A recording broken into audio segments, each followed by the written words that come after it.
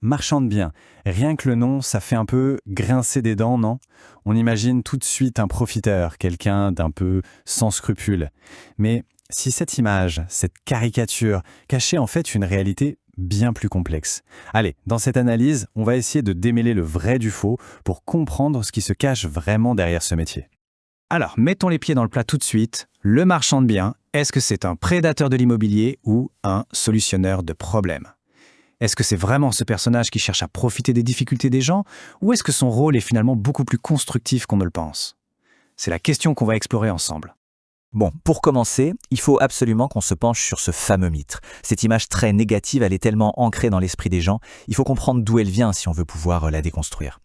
Le grand méchant loup de l'immobilier. L'expression est parfaite, elle résume tout. On a l'impression d'être dans un conte de fées, mais un conte où le marchand de biens serait le grand méchant, celui qui attend, tapis dans l'ombre, sa proie, un vendeur qui a des problèmes, une succession un peu compliquée, pour sauter sur l'occasion. Mais bon, est-ce que c'est vraiment ça la réalité du métier? Oui, la caricature est vraiment tenace. On l'imagine acheter un bien pour une bouchée de pain, ne rien faire, et puis hop, le revendre beaucoup plus cher, en empochant une marge énorme, sans le moindre effort. Mais cette vision, elle est super simpliste et elle passe complètement à côté de l'essentiel de son travail. Allez, passons maintenant du mythe à la réalité. Pour vraiment piger ce métier, il faut mettre de côté les préjugés et s'intéresser à ce qu'il fait concrètement sur le marché. Alors, c'est quoi en vrai? La définition officielle, elle est simple et claire. C'est un pro qui achète un bien avec l'intention de le revendre après y avoir ajouté de la valeur. Le mot-clé, le mot le plus important de toute la phrase, c'est valeur. Il ne s'agit pas d'un simple aller-retour, non, il y a une vraie étape de transformation au milieu. Et c'est là que tout se joue. Le cœur de son métier, ce n'est pas de parier sur la hausse du marché, c'est de prendre un bien qui est, disons-le, un peu à l'abandon, mal agencé ou juste invisible pour les acheteurs classiques et de lui redonner un vrai potentiel. En fait, il ne fait pas qu'échanger un bien, il le ressuscite. Concrètement, comment ça se passe? Eh bien, c'est un processus en 4 étapes. D'abord, il faut acheter, c'est-à-dire trouver la perle rare, le bien qui a ce fameux potentiel caché. Ensuite, la phase la plus lourde, la rénovation.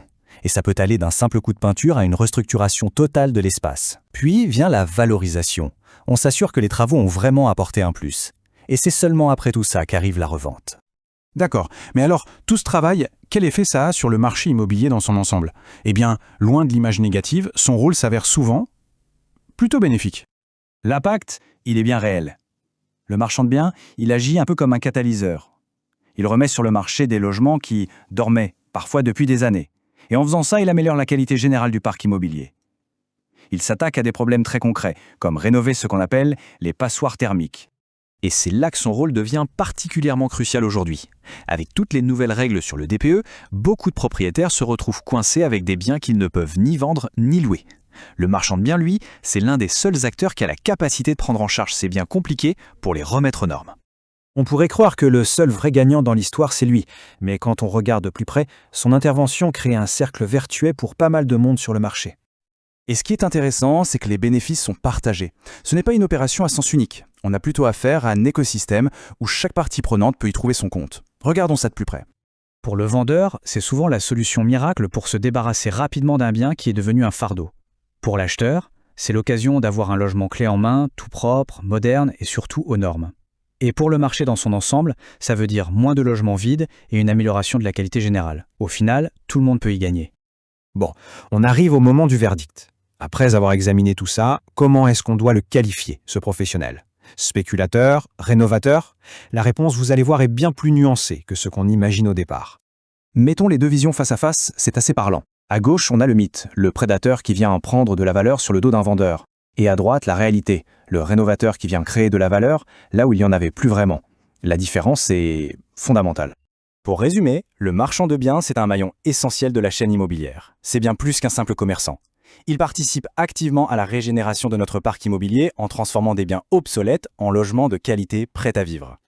Et on termine avec cette question pour réfléchir un peu. Dans le contexte actuel, avec la crise du logement et des normes énergétiques de plus en plus strictes, le rôle de ceux qui osent s'attaquer aux biens les plus compliqués, est-ce que ce rôle n'est pas devenu finalement absolument crucial? La question est posée.